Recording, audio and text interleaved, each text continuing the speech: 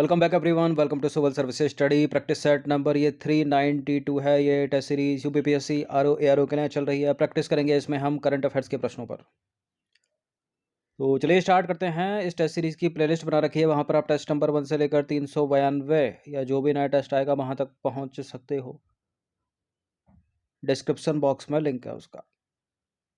तो पहला प्रश्न है, नीति आयोग द्वारा जारी एक रिपोर्ट भारत में बहुआयामी गरीबी वर्ष 2005-6 के अनुसार पिछले 9 वर्षों में किस राज्य ने सबसे अधिक लोगों को बहुआयामी गरीबी से बाहर निकाला है?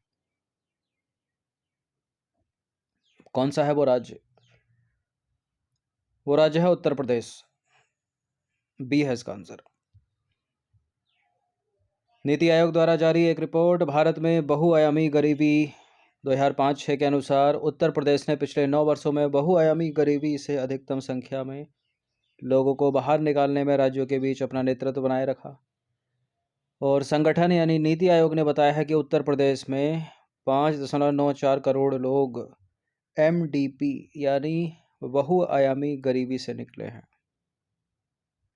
दूसरा प्रश्न है, नीति आयोग के पेपर के अनुसार या रिपोर्ट के अनुसार वर्ष 2019 से 21 में उत्तर प्रदेश में बहुआयामी गरीबी का कितना प्रतिशत है? 17.40%। इस तरह के आंकड़े वाले प्रश्न पूछ लेते हैं पीसीएस में भी, आरओ में भी। तो नीति आयोग ने बहुआयामी गरीबी को मापने के लिए सतत विकास लक्ष्यों से जुड़े 12 संकेतकों पर विचार किया।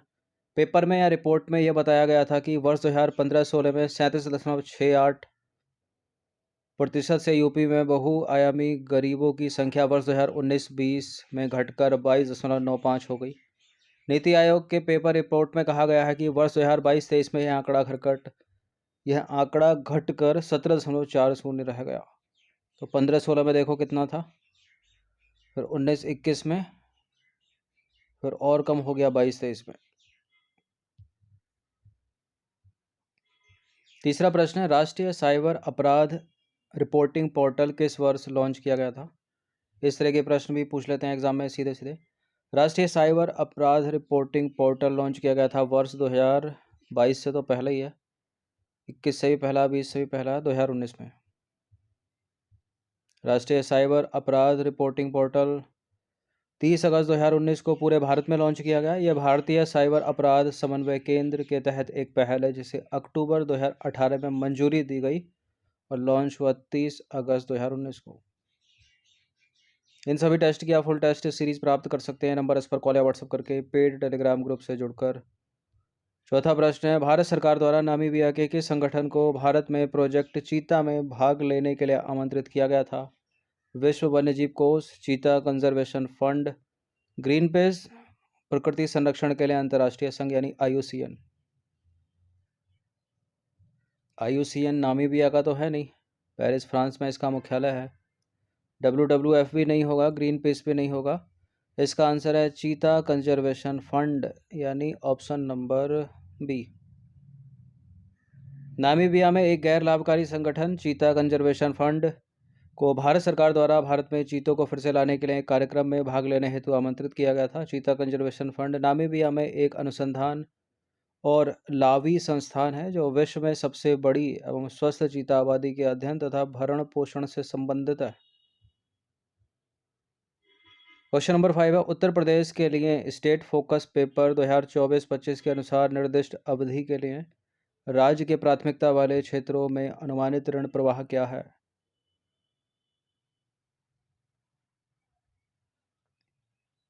5.73 ट्रिलियन रुपए, ऑप्शन नंबर सी। देखिए, राष्ट्रीय कृषि और ग्रामीण विकास बैंक यानी नाबार्ड के द्वारा तैयार उत्तर प्रदेश के लिए स्टेट फोकस पेपर 2024-25 के अनुसार वर्ष 2024-25 में उत्तर प्रदेश के प्राथमिकता वाले क्षेत्रों में ऋण प्रवाह 5.73 ट्रिलियन रुपए तक पहुंचने का अनुमान है। सूक्ष्म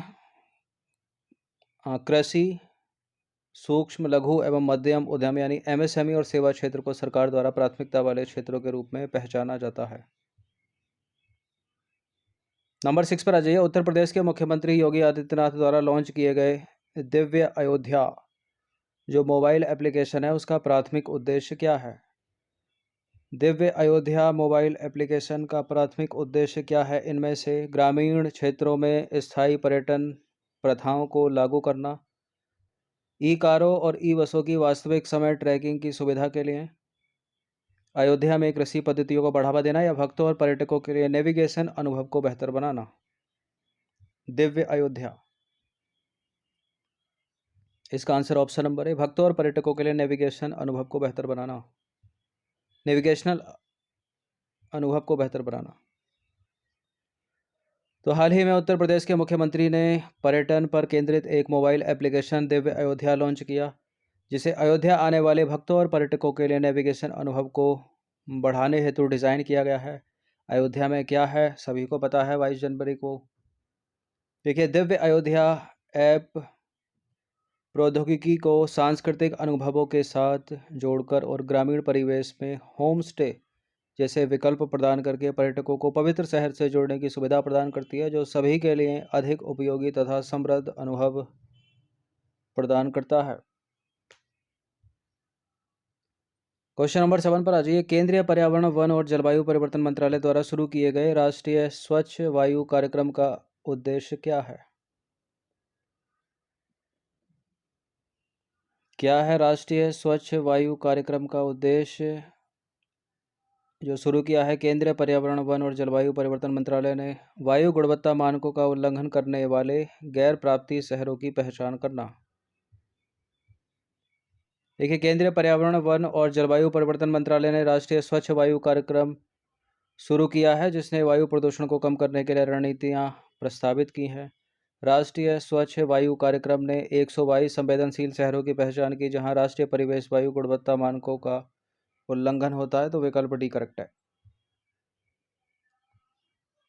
क्वेश्चन नंबर 8 पर आ जाइए। अयोध्या में राम मंदिर का उद्घाटन कब होगा? ये 22 जनवरी को होगा। ऑप्शन नंबर ए है इसका आंसर। अयोध्या में राम मंदिर में भगवान राम की मूर्ति की प्राण प्रतिष्ठा 22 जनवरी 2024 को आयोजित की जाएगी। राम मंदिर के उद्घाटन समारोह में 7,000 लोगों के आने की उम्मीद है और मंदिर खुलने के बाद अयोध्या विकास प्राधिकरण अगले महीने यानी फरवरी माह तक हर दिन 3 लाख से 5 लाख आगंतुकों की उम्मीद कर रहा है। इस तरह के प्रश्न सीधे सीधे एग्जाम में पूछ लिए जाते हैं। भारतीय उद्योग परिसंघ की स्थापना कब हुई थी? 1971, 1960, 1947, 1895। कब हुई थी? 1895, 1895 में। भारतीय उद्योग परिसंघ एक गैर सरकारी, गैर लाभकारी, उद्योग आधारित और उद्योग प्रबंधित संगठन है। यह सलाहकार और परामर्श संबंधी प्रक्रियाओं के माध्यम से भारत के विकास, उद्योग, सरकार और नागरिक समाज के बीच साझेदारी के लिए अनुकूल वातावरण बनाने का काम करता है। 10वां प्रश्न है, प्रधानमंत्री आवास योजना ग्रामीण कब शुरू की गई थी? प्रधानमंत्री आवास योजना ग्रामीण कब शुरू की गई थी? 2015, 16, 17 या 2022? प्रधानमंत्री आवास योजना ग्रामीण ये शुरू की गई वर्ष 2016 में। ऑप्शन नंबर बी है इसका आंसर। प्रधानमंत्री आवास योजना ग्रामीण वर्ष 2016 में शुरू की गई थी। इसका लक्ष्य दिल्ली तथा चंडीगढ़ को छोड़कर पूरे ग्रामीण भारत के लिए आवास की पहुंच और सामर्थ्य को बढ़ावा देना है। इस प्रश्न का उत्तर दीजिए। तो 11वां प्रश्न है, प्रधानमंत्री आवास योजना ग्रामीण का मुख्य उद्देश्य क्या है? वर्ष 2025 तक सभी बेघर लोगों को आवास उपलब्ध कराना, वर्ष 2022 तक सभी को किफ़ायती आवास उपलब्ध कराना, सभी ग्रामीण लोगों को निःशुल्क आवास उपलब्ध कराना, सभी शहरी गरीबों को आवास उपलब्ध कराना।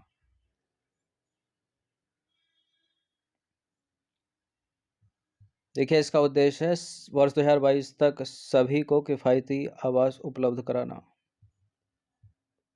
प्रधानमंत्री आवास योजना ग्रामीण का मुख्य उद्देश्य वर्ष 2022 तक सभी को किफ़ायती आवास उपलब्ध कराना है। ठीक है, या था भी कर सकते हैं इसको, क्योंकि 22 तो जा चुका है। और इसका उद्देश्य सभी ग्रामीण भारत के लोगों, चंडीगढ़ और दिल्ली को छोड़कर के लिए आवास की सामर्थ्य पहुंच को बढ़ावा देना तथा उन सभी बेघरों और जीर्ण शीर्ण घरों में रहने वाले लोगों को अच्छे और बेहतर आवास उपलब्ध कराना है। यह जो योजना है वो है ग्रामीण विकास मंत्रालय के अधीन कार्यरत। 12वां प्रश्न है, भारत ने शुद्ध शून्य उत्सर्जन प्राप्त करने के अपने लक्ष्य की घोषणा कब की थी? अच्छा, एक प्रश्न तो ये है कि घोषणा कब की थी, एक है कि कब तक करना है। तो कब तक तो सभी को पता होगा, 2070 तक करना है, लेकिन घोषणा उसने कब की थी? 2021 में की थी, COP 26 में। भारत ने नवंबर 2021 में ग्लासगो, यूनाइटेड किंगडम में आयोजित जलवायु परिवर्तन पर संयुक्त राष्ट्र फ्रेमवर्क अभिसमय यानी COP 26 के 26वें सत्र में वर्ष 2070 तक शुद्ध शून्य उत्सर्जन हासिल करने के लक्ष्य की घोषणा की थी। क्वेश्चन नंबर 13 पर आ जाइए। COP 26 कहाँ और कब आयोजित हुआ? अभी तो ऊपर था एक्सप्लेनेशन में। 2021 में हुआ है, ग्लासगो, स्कॉटलैंड, नवंबर 2021।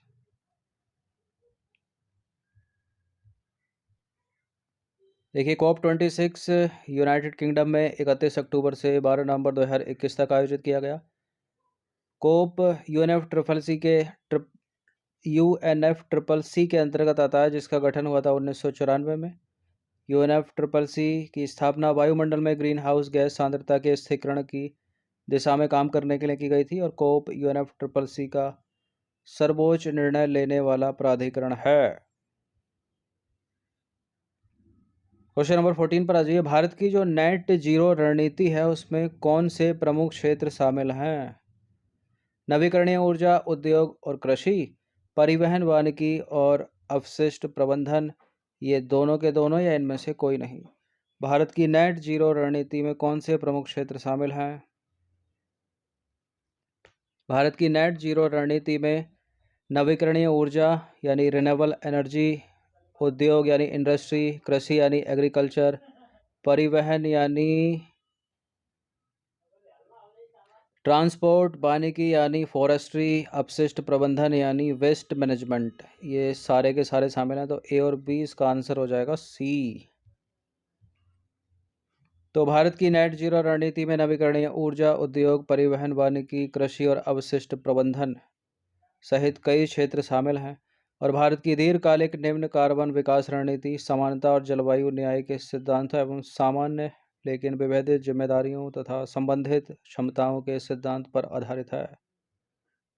Renewable energy, industry, transportation, forestry, agriculture और वेस्ट मैनेजमेंट। 15 प्रश्न है। राष्ट्रीय स्वच्छ वायु कार्यक्रम का लक्ष्य किन प्रमुख वायु प्रदूषकों को कम करना है? केवल नाइट्रोजन ऑक्साइड और ओजोन, केवल पार्टिकुलर मैटर, साथ ही नाइट्रोजन डाइऑक्साइड और सल्फर डाइऑक्साइड, ये सारे के सारे। राष्ट्रीय स्वच्छ वायु कार्यक्रम का लक्ष्य किन प्रदूषकों को कम करना है? केवल पार्टिकुलर मैटर, PM 2.5 और PM 10, ठीक है। NO2 नहीं है, ओजोन नहीं है, सल्फर डाइऑक्साइड नहीं है, याद रखिएगा, इंपॉर्टेंट है प्रश्न। तो राष्ट्रीय स्वच्छ वायु कार्यक्रम इसे जनवरी 2019 में पर्यावरण, वन और जलवायु परिवर्तन मंत्रालय द्वारा लॉन्च किया गया। इसका उद्देश्य 10 माइक्रोमीटर या उससे कम व्यास वाले मोटे कण या PM 10 की सांद्रता में कटौती करना है।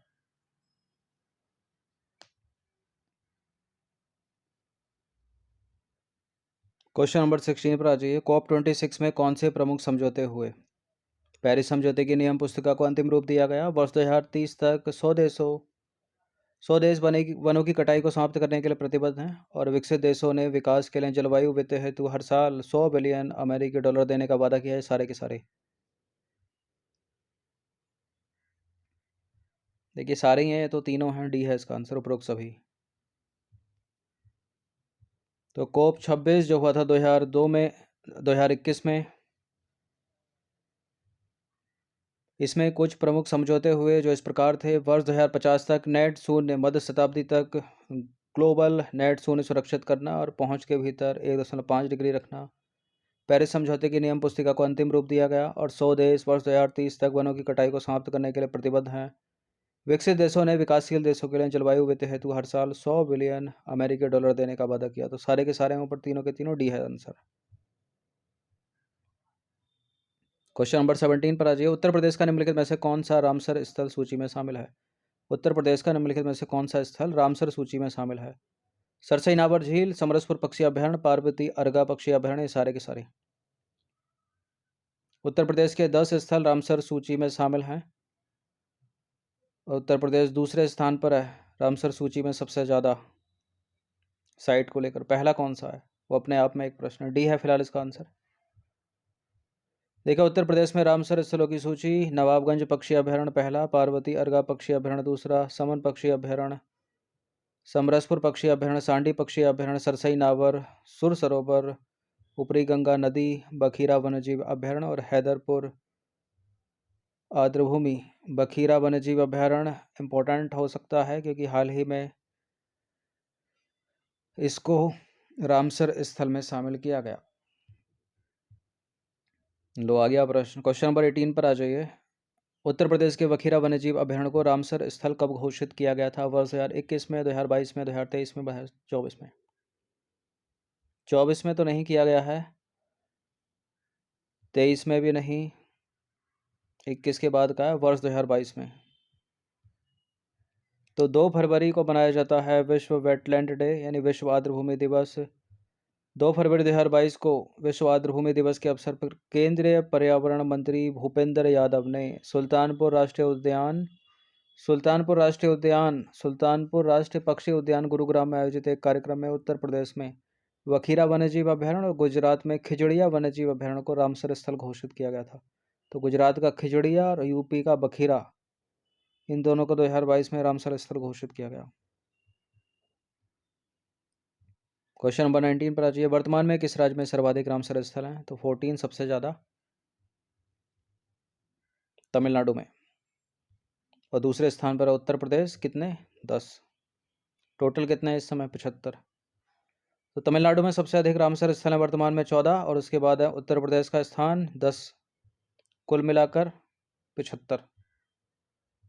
20वां प्रश्न है, वित्त वर्ष 2023 में भारत के उत्तर प्रदेश राज्य में अनुमानित प्रति व्यक्ति आय लगभग कितनी थी?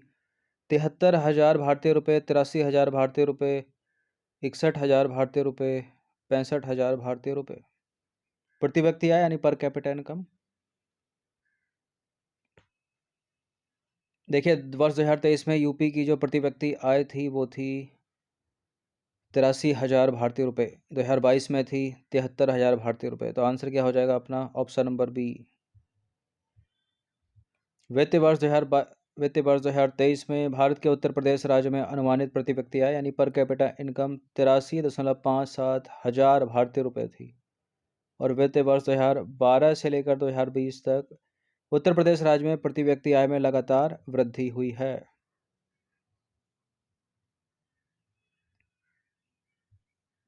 तो 20 प्रश्न थे, ये इंपॉर्टेंट है, इनकी प्रैक्टिस 1 से 2 बार कर लीजिएगा। इन सभी टेस्ट की फुल टेस्ट सीरीज प्राप्त कर सकते हो, नंबर इस पर कॉल या व्हाट्सअप करके, ठीक है, जिसका 1 टाइम पेमेंट है 399। हर दिन प्रैक्टिस करते रहिएगा। धन्यवाद।